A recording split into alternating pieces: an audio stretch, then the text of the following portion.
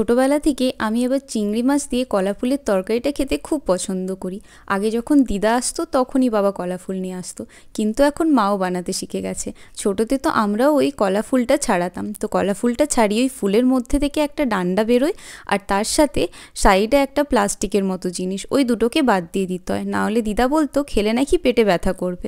তারপরে ছোট ছোট করে কুচিয়ে বেশি করে নুন মাখিয়ে রেখে কষটাকে বার করে নাও, দেন ধুয়ে নিলেই কিন্তু এটা তরকারির জন্য তৈরি হয়ে গেছে। আর সবজি বানানোটা আরও ইজি।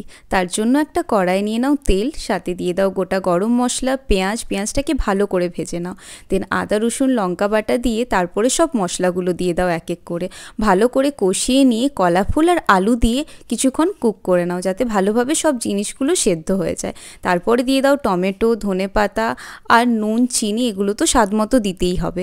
তারপরে জল দিয়ে কিছুক্ষণ কুক হয়ে গেলে এটাতে ভেজে রাখা চিংড়ি মাছ সাথে ঘি গরম